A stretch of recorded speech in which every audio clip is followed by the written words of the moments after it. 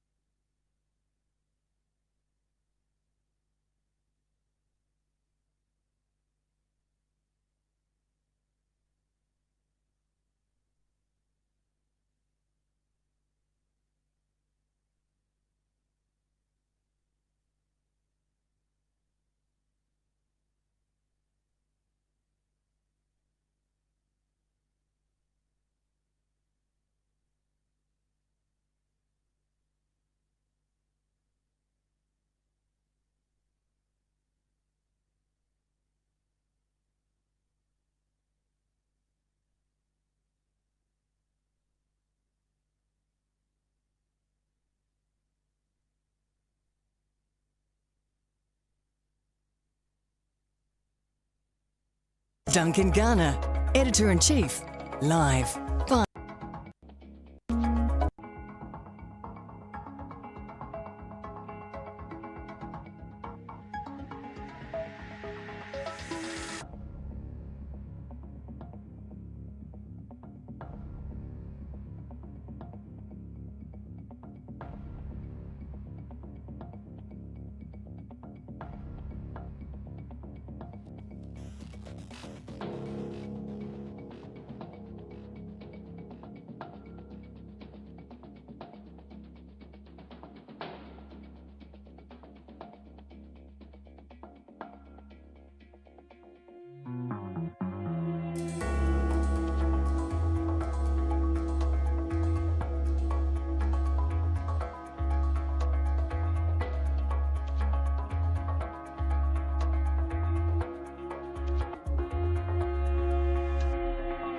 Two minutes.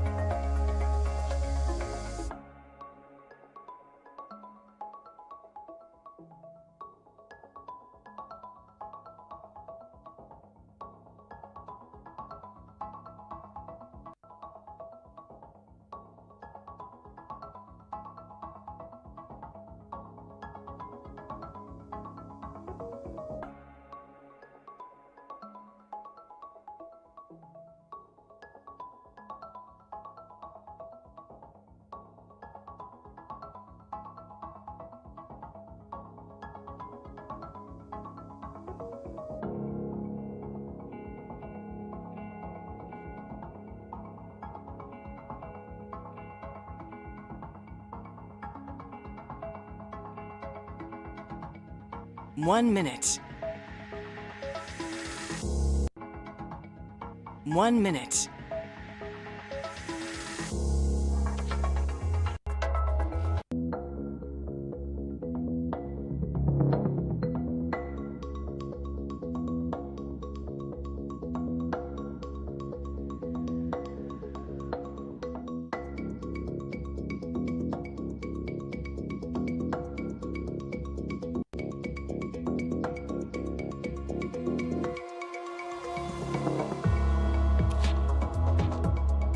The Editor-in-Chief is live in 10, 9, 8, 7, 6, 5, 4, 3, 2. 1. Okay, welcome to the program, August the 14th, and you're with the Editor-in-Chief live with Lester's Oil, your multi-ingredient omega-3 healthy aging supplement backed by thousands of satisfied customers. Get the benefit of 6 supplements in 1 capsule to support joint, heart and brain health. Take as directed, read the label, About Health Auckland. Hi folks, I'm Duncan Garner, welcome to the program. It's D-Day. Will Adrian stick his oar into the interest rate debate, and will that mean that they finally start to come down? We'll look at this and the incredible new treatment saving lives, and it's all done from here in New Zealand. Boy, we need a miracle right now, and it's some good news. I think we've found the good news. Jump on YouTube, TikTok, leave us a comment. It's all there. It's news time now. Here's MediaWorks Deputy News Editor. It is Grace Cocker. Very good morning. All hands on deck as authorities scramble to track down meth-laced lollies distributed in food parcels. The Rinda pineapple-flavoured sweets were donated to the Auckland City Mission. Drug Foundation's Sarah Helm says they're contacting every possible recipient. The Mission, ourselves, police, National Drug Intelligence Bureau have all been working furiously on it, whether and to whom they've been distributed. A Lake Alice survivor is calling a $20,000 compensation payment mean-spirited. The government is making it urgently available for abuse victims who are terminally ill. Malcolm Richards says it barely covers the basics. It might pay for the funeral, but it could be a bit more to help the family out, to pay for some counselling if they need it. The helicopter pilot who died after crashing into a Cairns hotel roof has been named as a 23-year-old Kiwi.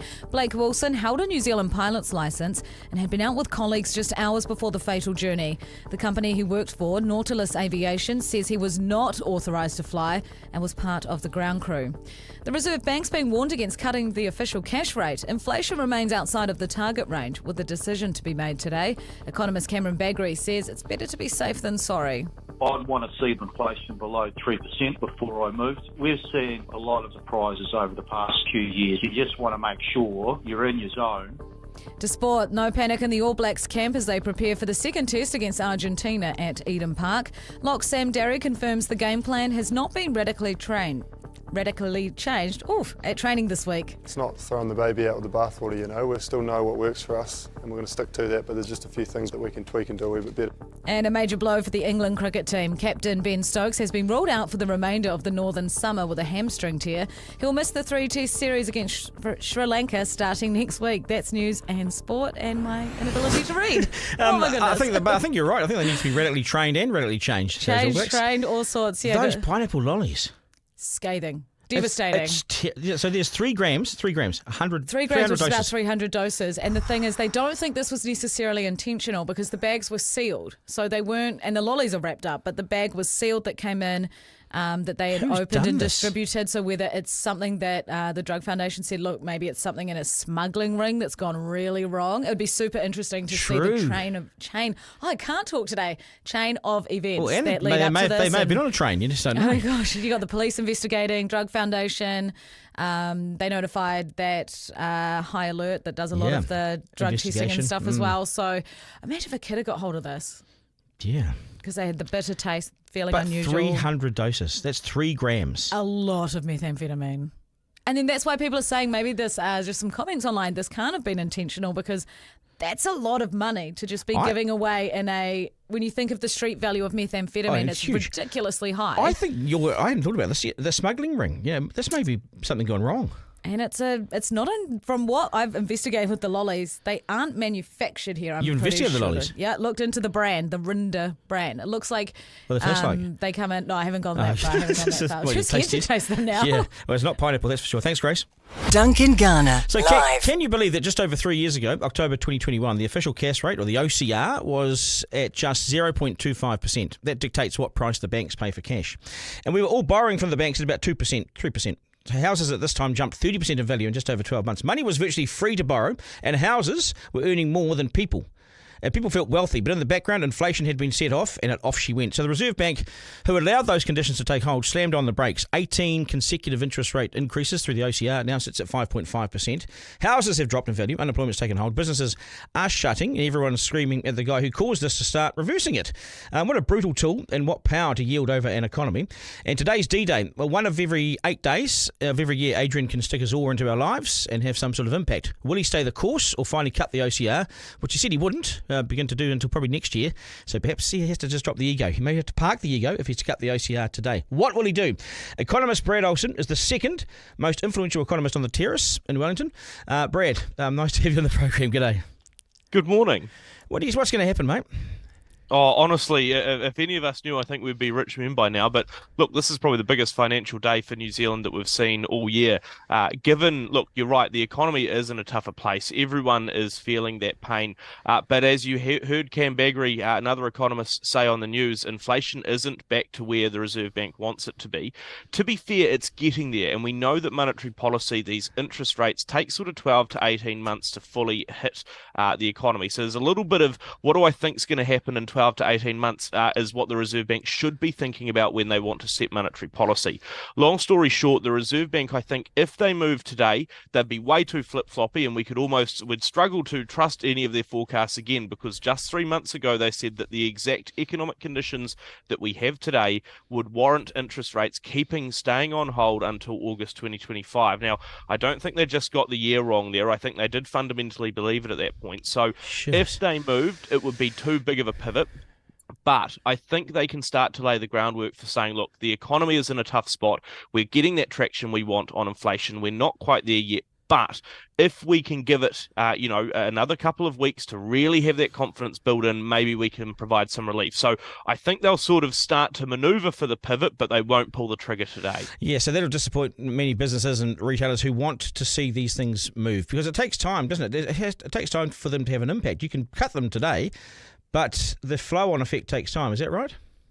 It does, although this time around it could be a little bit different. It could be a little bit quicker than otherwise. We know that about 20% of most of the mortgages, for example, that have been taken out so far this year have generally been for only 6-month terms. You know, the shortest you can often fix. No one's going for floating because those are still sort of too high, but 6-month fixes sort of say that, look, in 6 months you could have a lot of those households that do come down onto a slightly lower rate. Businesses, again, often sort of they will flow through maybe a bit quicker. The big change or the big challenge, I think, is that don't expect that this is going to sort of, completely unlock the economy, and in 6 weeks' time, if they do cut, just everything will be all rainbows and sprinkles. Like, they're not going to cut massively. They're still concerned about inflation. If you look at some of the core measures, you look at non-tradable domestically based inflation, all of that's still too hot. And so I think, long story short, they'll be wanting to signal the likelihood of some relief because they've probably got over most of that hump of inflation. They don't want to spur the housing market too far up again and risk more inflation coming back, but I think they will sort of be able to maneuver and massage themselves and say, look, we stuffed up in May, we were completely wrong. We now think we can provide some interest rate relief. It's probably coming in 2024, but don't over-egg it, everyone in the market, because that is what we always do, right? We look at the Reserve Bank who utters something and everyone sort of runs a mile with it. Yeah. So we've got to keep our heads. What's the damage then for in the meantime? What sort of damage is done to the economy if you keep the interest rates at where they are, so you don't cut for a few more weeks or a month or whatever? What's the damage in the meantime? Because a lot of people are telling me, it becomes irretrievable, becomes irreversible, all that sort of thing, Look, I think, to be frank, if it's in that irreversible state, it was always going to be there. Like, this is not going to change anything. Even if you changed it right this second and didn't wait for 2 p.m, it wouldn't make that much of an effect just because of how long those lag times are. They might be a bit shorter than previous years, but they're still not immediate. I think what you're going to see is sort of two things. One, if, in a sense, it's the question of when the sort of economic bottom fully hits and how long it exists for. So, how far almost into 2025 does it come through? The other big one is around sentiment. Does that shift, even if it's not a huge interest rate cut, does it just signal to people in their minds and their business decisions and their household decisions that, look, a little bit more relief is on the horizon, and maybe that starts to perk things up? But again, not so much, but that you sort of get inflation running away again. So there's still a careful battle here to not let particularly the housing market run away too quickly. Is this an ego thing for Adrian now that he has to prove himself right? And also, does he get the best data available? Does he understand the hurt in the New Zealand economy? I'm sure he does.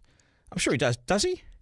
I think he does. I think the entire Monetary Policy Committee does. To be fair, I think certainly talking to people, the economic numbers that you see and how people are feeling, I think people are probably feeling a bit worse than the headline economic numbers look like. Part of that's because of, population growth and similar coming through, higher migration in recent times, although it's starting to pull back. But I do also think that there is always a challenge where, we only hear from the governor himself. We never hear from the rest of the Monetary Policy Committee.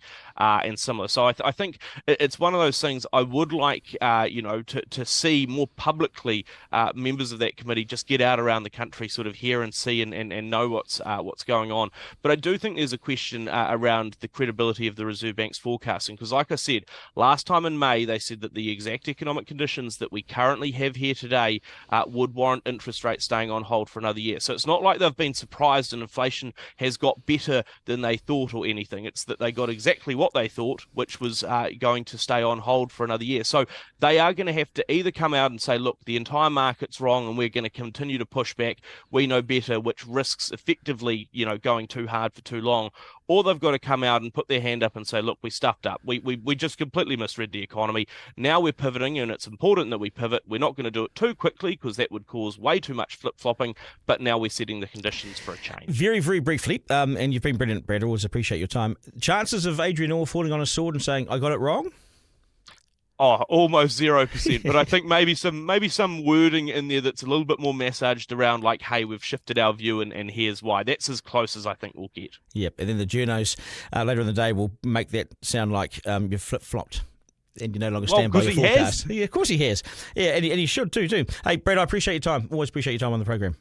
Duncan Garner, live. Yeah, imagine if he doesn't do anything, just leaves it as it is, and the pain and the hurt. I mean, I spoke to a number of CEOs yesterday, and they said to me, he's just got to move. He's got to move, or he has to move out of the job. That's what you've said. Good morning to you. Let's do 3 questions this morning. Number 1, why have the lights been burning all night at Auckland City Mission? And why won't those housed there just go to sleep? This is actually really serious. It may be because the lollies containing a potentially lethal dose of meth have been handed out in food parcels. The City Mission got some feedback that the lollies tasted a bit funny, and one of the lollies checked out had 3 grams of meth in it. That's around 300 doses of methamphetamine in one lolly. This could kill you, and it will. The lollies are the Rinda brand pineapple flavour. If you have them, do not re-gift them. Do not have just one more. Put them somewhere out of reach and call the National Poison Centre 0800 766 764 or 111. Please take it seriously. No one has any idea how far and widespread these lollies have gone, but consider this a national recall notice. What an evil thing to do. Trace the lollies back to who made them and where and who dropped them off. Does anyone have any idea about this sort of stuff? 2. At number 2 today, are companies really closing up because of the price of electricity and gas? Yes, and we covered this extensively yesterday. It turns out within hours of that discussion, Methanex, the country's biggest user or consumer of gas, is closing its doors until the end of October because gas has simply become so expensive it's not economic to stay open. How's that? But how's this for a twist? In closing its doors, it'll make more money than it does when it stays open. How will it do that? It'll sell the excess gas back into the market and make it available to other companies. It's incredible. It's more profitable to close than doing something and keeping the lights on. It's amazing. So this will mean the lights stay on somewhere else. And at number 3 today, what's the most important metric or data or information that comes across the desk of a CEO? Now, I asked this question of a bunch of CEOs yesterday that I was with, and no, it's not costs and wages and sales, and I'm sure that's important, and they're a close second, but it's you, it's us, the workers, and how you feel about working for the organisation and what's the culture like. CEOs pour over the answers of these surveys and say, without fail, if the people love it at your company and are inspired, then the company flies. If they feel shattered and shafted and unhappy and haven't bought into this vision, they feel excluded, then no one goes the extra mile. Sales won't improve and they're serving time, and the company is unlikely to get ahead. It was fascinating research from the CEOs. Duncan Garner, live. Okay, now, here's a really good news story, and God knows we need them, don't we? It's early 2022, and Michele Leggott had just been given this devastating news that she had a year to live. Treatment for her non-Hodgkin's lymphoma wasn't working, but then she was offered the chance to participate in a clinical trial for something called CAR T-cell therapy. It's a treatment. It's not a drug, it's a treatment. Fast forward a year, and Michelle's cancer was gone.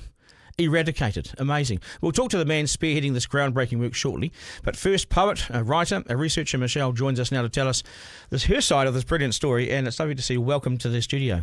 Thanks, Duncan. Tell us about, so take me back to when you were diagnosed. Take me right back. Okay, we have to go back to 2020. Everybody remembers 2020 because COVID struck. And at that almost same moment, I was handed a diagnosis of, diffuse large B-cell lymphoma. It's actually very, very common.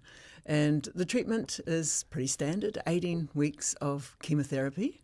And they actually said, the chances are very good. We like big tumours, they said. We can get them. Yes. 18 weeks of that, some radiation, and you should be fine. And of course we believed them. So that was 2020. It was no fun. I don't respond well to chemotherapy. I don't think anybody does. Who does? Radiation bashed me around a bit more. By the end of the year, it was awful. Nauseous. Couldn't think straight. It was bad. But over the summer, came sort of right and went back to work, and work was okay. And then, bang, 2021, April. Remember, we're still all in COVID. Yes. Lockdowns are coming and going. Okay, we've got 2 C's, cancer and COVID. Everybody's locked down. We're isolated. And then it relapsed at Easter of 2021. They said, okay, but we've got something else. How about a stem cell transplant? And I said, what's that?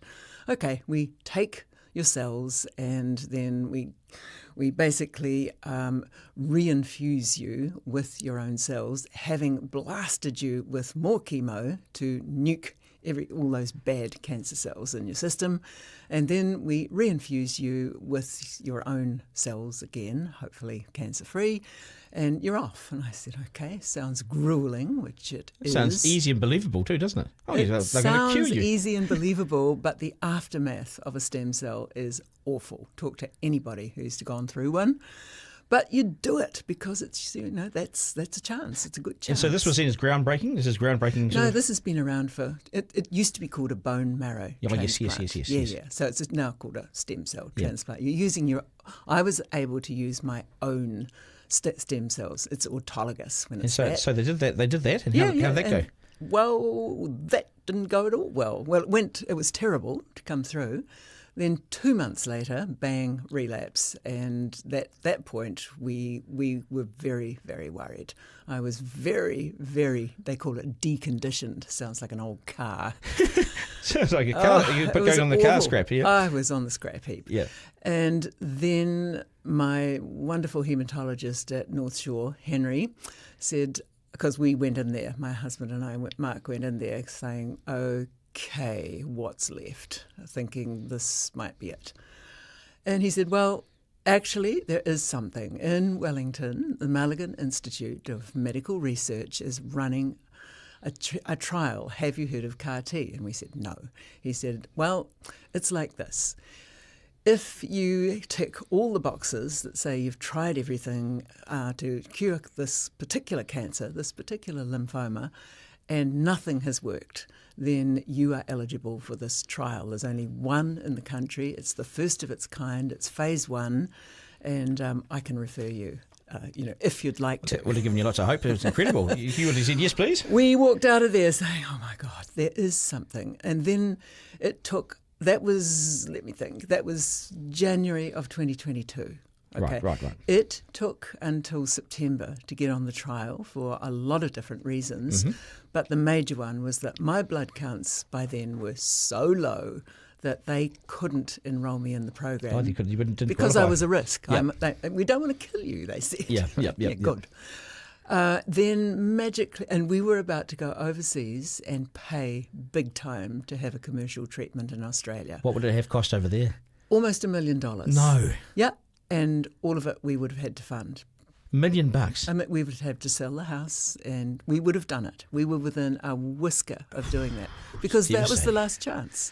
And then, magically, my blood counts came just up to the mark, and they whipped me off to Wellington and enrolled me. And we were on the program, which is in 2 parts. So it's now September of 2022. Went to Wellington and they did all the tests. Yes, you're good to go. They collected my T cells, which are part of the immune system, and these are going to be the important things that will fight my cancer. My own cells, re-engineered, will be able to deal with the cancer. Wow. So it's kind of magic. Yeah. You tell a great story. I'm good at it. Yeah, you're really.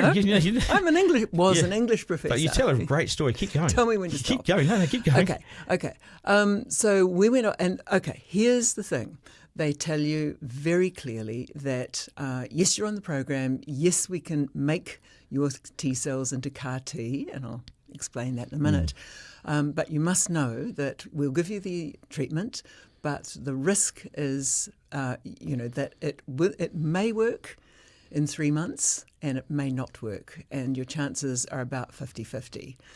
And when I told that to my brother and sister, they said, "Oh my God," and I said, "Look, I'm looking at 0 chance of recovery. If I don't get some treatment, I'm dead within This a provided year." massive hope. 50% sounds wonderful. Better than zero, isn't And and they have to explain. You've got a 50-50 chance of coming through this with the CAR T treatment, and it sounded wonderful. Like, I'll take that. Yes. But they give you a chance at every point if you don't want to do it. And this cost you nothing? Nothing, because this is a research trial, fully funded. Right. Very strict parameters, which is why I couldn't do it until I could do it. So you went in there and you got the treatment? No, well, we had to go home and wait while they handmade my T cells into CAR T. They genetically engineered them in the lab, bit by bit. And look, I can show you. What have you got there? Yeah. Here's the souvenir. Okay. It's like a bottle of something. No, this It's is tray? a little flask. Yeah. At this end, they put my T cells into this down at the Mulligan Institute, and for 3 weeks, they put them in there.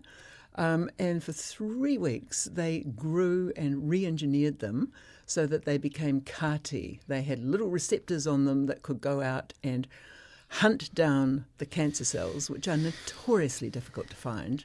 And with these little grabbers, it looks like a cartoon when you see it. So like little radars on them, trying to find them. They hunt, and they are hunter drugs. Incredible. It's not a drug. It's my own cells are now programmed to find and kill those. It's lymphoma. incredible, isn't it? So for 3 weeks, the scientists are growing these cells. And then it actually took about 2 months. And then I got an email that said, "Successful manufacture. We've got the T cells." And we went off to Wellington, and they put, some more conditioning went in. And then on the great day, and Duncan, thank you for having me on the show. You're very on the welcome. 14th. I'm just in awe of both of you. The 14th of November 2022, they put 4.1 CAR T cells in a little vial like this. Like a pen, yep. Yeah. 68 million CAR T cells in this little vial. Not this one, this is a souvenir. Infused in a syringe into my arm on the 14th of November of 2022, and we went home and crossed our fingers and hoped for the best, because I could not tell whether it was going to work. Went back to Wellington in February of 2023, all fingers and toes crossed, and they did another PET scan, and we went in the next morning. Unbelievable amounts of tension, and they looked. The doctor was wonderful. It's administered at Wellington Hospital. They do the administration of this therapy in close contact with their people up at Mulligan, and so we knew them all really well, but they had to be very confidential and strict to the moment when. And then Dr. Stephen Mullins, he looked up from that report on his desk and he said, "Well, complete metabolic remission." Wow. And I just burst into tears. What would you do? Because I didn't know which way it would go. I'd ask what the metabolic word meant. That means everything, okay? Yeah. That means basically actually what he said. So all clear? All clear. Wow. And I said, actually what I said was, "Are you sure?" And they all laughed. They said, "We are looking at a scan that you did yesterday, and there's not a single bit of active What lymphoma." angels? What angels? They are amazing. They've saved your life. They saved my life. How do you celebrate? Because you would have been exhausted from the tension. I bet you were exhausted by it all. Well, I cried a bucket. They had to run from the room. There were no tissues in the room. Wow. Tess, the nurse, ran from the room. "Oh God, we've got no tissues." So what will happen? So other New Zealanders are getting this treatment too? They will, and that's the point. Okay, in phase 1, I was number 19 of what turned out to be 30 patients who were treated across 4 years. When they go and with a success rate of 50 to 51, but here's what the important thing is, that was a safety trial. They got 100% on the safety for every patient who went through. No other research trial in the world has done that. So we have got a perfectly safe CAR T therapy that has saved at least half the lives of the phase 1 It is incredible. and they want to go into phase 2 and do double the number in half the time. It's incredible. Yeah. I want to go and have a chat to them. I want to go and have a chat to them. You do. Okay, but you've been wonderful. I'm so pleased for you, and you're a rock star. I'm man. well, I'm brilliant well. Storyteller. Thank you so much, and it's a great story to tell too. Now, isn't it? It is. It's a fantastic story. Go well, and may your health stay strong forever. Good luck. Thank you, Duncan. All the best. Nice to meet you. Okay. Duncan Garner, live. Wow, it's so good to hear a good news story. So we just heard from Michele about the life-saving treatment she received. It's called CAR T cell therapy. The second phase of trials has just started at Wellington Hospital, with the one-off treatment having the potential to help 60 blood cancer patients. This is why cancer research is so important. My dad died of cancer. It's so important to keep funding research, trials and pilots like this, because ultimately it saves lives. Is there a greater use of public money than spending it to prolong and save lives? I'm in awe of what these guys do, and we should all be. Dr. Rob Winecove is the Clinical Director at Malaccan Institute of Medical Research. He's with us. G'day and good morning. Nice to have you on the program. Good morning. Thanks for having me. Thank you. I've sort of bowed down and honour you. Well done. What an incredible program. Yeah, look, I mean, we're really excited about the trial program. As Michele said, we finished the phase 1 study. We had really impressive rates of side effects. So some patients did have side effects from the treatment, but what we think that the phase 1 study has shown is that we have similar response rates to some of the commercial treatments, which as she mentioned are incredibly expensive, but a lower toxicity rate. So the phase 2 trial has started, and we're in discussions with our colleagues around the country to have this set up at 2 additional hospitals as well. So we're hoping this will be now a national trial, and we hope this could lead to standard of care delivery of this treatment for people who might benefit. This is a major advancement in cancer treatment and care, isn't it? CAR T-cell therapy has become a standard in some other countries, so there are commercial treatments out there. They are, as I said, really expensive. So at the moment, New Zealanders going over there are looking at paying, around about $1 million to receive CAR T-cell therapy if you're self-funding it. This makes an affordable approach that we think works really well in the New Zealand Health Service, because we've been able to shift the treatment to outpatient-based. It's a one-off therapy. I'd say there are side effects we have to monitor for, and we do admit patients if they get certain side effects. But we think it's got the real opportunity to change the way that we treat certain types of blood cancer. Well, the worst side effect of cancer is dying. So if it's a side effect that keeps you alive, it's probably something that people can, horrible, but put up with. How many of the initial pilots survived? How many did you treat and how many survived?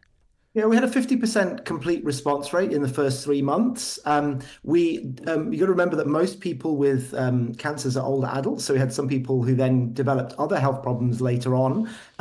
But we've got basically results that look very similar to other CAR T-cell therapies, just around about 40% of people being in what appears to be long-term remission. But the follow-up from our phase 1 study is quite short, so we're kind of reliant on what's happened with other CAR T-cell trials to extrapolate from that. So what you normally do is you do the phase 1 trial is to work out the initial safety of the product, and that looked really great. A phase 2 trial is to confirm how effective it is in a larger group of patients, and also get more information about safety. And that's the trial that's only just started. And so we have to look at what the results of that are going to show. If it gets through the trials and the pilots and everyone's happy, what will New Zealanders have to pay for it? What would be the cost of, if you need it, how much will it cost you? Yeah, I mean, look, the Malaccan Institute is a registered charity. We have the rights to this construct in New Zealand, and our goal would be to develop a therapy that can be available on the public health service, so it's not a separate cost like it is for other urgent and required cancer therapies. That would be the goal of our institute. Obviously, that's a discussion that has to be had with MedSafe and Pharmac, and we've actually already started some of those conversations, and we'll have to see what the trial shows. But we'd like to think we can get there within the next few years. And in the meantime, we'd like to think that the new trial that we just set up will meet quite a lot of the demand for that kind of treatment right now. How many people could you see in a year? How many people have this type of blood cancer in New Zealand, and how many could you actually treat? Yeah, the total number with this kind of lymphoma overall, about 1,000 people are diagnosed with lymphomas each year in New Zealand. About half of those have the kind that Michele's talking about, which is large cell lymphoma. And of those, just a reminder that most patients will do quite well with the existing treatments. So they were right to say that she, Statistically, she was likely to have done well with what she got the first time, but by our estimates, there's between about 40 and 60 patients with this particular type of lymphoma that could benefit from treatment like CAR T-cell therapy like ours each year in New Zealand. In the trial, we expect to treat around 60 patients over 2 years, and we'll have to see beyond that. We'd love to explore this for other lymphoma types and other conditions that might benefit from this kind of treatment too. So what you're telling me is for all those people that would qualify for the treatment that under the public health system, if it went that way, could get it. It could arguably be done within the 2 years. We could do. I mean, it just depends on trial eligibility. There are particular criteria. You have to be quite careful. We have to maximize the chance that we can actually get this rolled out in New Zealand. So we have to be very careful about the way we design the trial. So it's possible that some people who aren't able to complete all the trial assessments couldn't take part, but we've done our best to keep that as broad as possible. And what Michele perhaps didn't mention, I think I can say this because she's been very much in the public domain with this. Wait, she didn't mention something. She's mentioned everything. She's registered blind, and she wouldn't have been eligible for a commercial CAR T-cell trial because a lot of the assessments require neurologic assessments where you have to do handwriting and visually recognize objects. Because we were doing an academic trial, we were able to change the trial criteria to accommodate that and develop ways that we could adapt all those trial procedures to accommodate people with visual impairment. So just to say, that's a really great thing about having this academic component to running trials. We can actually be more flexible and reflect the needs of the population. And I think that's something we've been able to do with this study so far and something we really look forward to doing going forward. Yeah, brilliant. I'm in awe of what you do, and congratulations, well done, and may you keep continuing with your success. Thanks very much. Okay, all the best. Take care. Duncan Garner, live. What an incredible man. What an incredible... The Maligan Institute, this is why you have to keep funding it. It's why you can't have cutbacks of research and science and health and those sorts of things. You've got to keep pouring money. Look, it won't all work. And some money will go down some black holes, but this is why you do it. I'm looking at Life right now. I'm looking at her. She's out in the studio. Thank you, Michele. Brilliant work, and well said. It's a really, really well said, and really well constructed.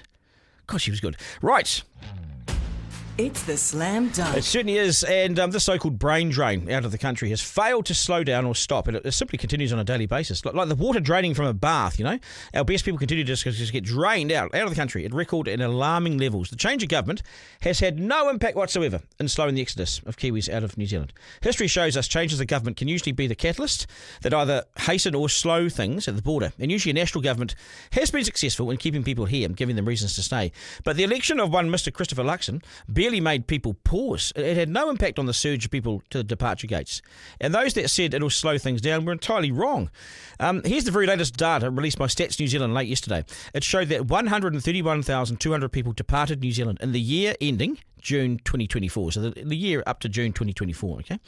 That's the highest on record for an annual period ever in New Zealand. About a third of those people headed to Australia. The data showed of those departing, 80,000 were New Zealand citizens, which was almost double the numbers seen leaving prior to the COVID pandemic. So 80,000 Kiwis, good hard-working Kiwis, gone in 1 year. My God, that's big. If you filled Eden Park twice, that's 80,000 people. That's the numbers of Kiwis who have fled just in 1 year. Twice what we normally see. Who are they? Well, they're smart, they're young, they're middle-aged, professionals, good qualifications, good jobs, good citizens, taxpayers. We've just lost a huge chunk of our tax-paying base in the middle classes. It's so worrying. What does it tell me? It tells me that they think New Zealand's got nothing to offer. And it tells me that Luxon, I think it's fair to say, has failed to lay out an exciting, bold vision for the future. It's been scale back, cuts, job layoffs, tax cut that most people thought should be piled back into New Zealand's creaking and ageing infrastructure, and interest rates through the roof in a jobs market that's only dried up. And those super ambitious Kiwis said, right, Kojak, I'm off. And they continue to. They say wave goodbye in record numbers. And we've covered it extensively here on the Editor-in-Chief podcast, and it worries me because did we do everything we could have to keep these people? I say, of course we didn't. The real story is the nurses, the teachers and the police who've left the New Zealand front line because the Aussies will pay them better and treat them better with more favourable conditions. It's embarrassing to me that we don't value these workers, so the Aussies get them by dangling a little carrot because they know that we're tightwads and won't budge. The amount of wasted spending irks me when real investment should be made in these workers, who we spend so much time and money on training them, then we let them walk away. Think about the public money that goes into a young worker who shoots across to Aussie and doesn't come back. Let's say they get their 20 hours free childcare when they were young, right? Then we pay for their schooling for 13 years. Then we paid 80% of the university degree. Or we train them for free and pay them $50,000 while they're at police college. So hundreds and hundreds of thousands of dollars of investment in our people and Australia benefits. We are the training ground for Australia. And stupidly, we pay for it in advance. The Aussies don't pay for it. They send us the 501s. How's that for a swap? We've been royally screwed. I think this has been one of the great untold stories of Luxon's first year in office, the massive exodus of our middle class. And this government rolled over and let it happen. They're far too busy cutting things and getting involved in pointless race debates. He offered a tax cut that departing Kiwis scoffed. 80,000 Kiwis walked out of the country. Wake up, Mr. Luxon. There's an outcome for you. It's just not a very good one. Good morning. Duncan Garner, live. Okay, Isaac, can I just grab you for a second, mate? How's Michelle and her story? It was incredible, wasn't it? Insane. And she's told it so clearly. Sometimes, it's difficult for some people to tell their own stories, but she was an incredible storyteller. Yeah. And what an incredible result. That will last in my memory forever, that. Yeah, beautiful. And the doctor, wow. Yes. These guys are angels. That's why you do algebra at school, mate. Oh, exactly. You wonder why all those things at school? That's why. And it's very interesting as well. This is the kind of thing that you would expect to see in a movie. Do you know what I mean? Yeah, but it's real life here. On the podcast. Yeah. She's never told a story before. It's incredible. And she's alive because of that man and what they do. Keep giving to cancer research. Keep giving. That's us, folks. Thank you for tuning in to Duncan Garner, Editor-in-Chief Live with Leicester's Oil, the premium New Zealand-made fish oil supplement backed by a study. Support joint, heart and brain health. Use the code Duncan. So use my name in the code and you'll get 10% off. It's a pretty good deal. Take as directed. Read the label About Health Auckland, and that, of course, is abouthealth.co.nz. That's us. Thank you to my team. Miranda, thank you for setting up a really awesome show. Strong, powerful, delivered. Thank you so much. And we'll get this up as a podcast. Wherever you get your podcast, it'll be there. Jump on the Rover app. That's where it is.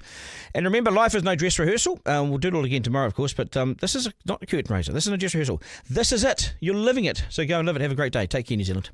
That was Duncan Garner, Editor-in-Chief Live. Missed something on the live stream? Text Duncan to 3598 to listen back on the podcast. Want to get in touch? Call 0800 863 293.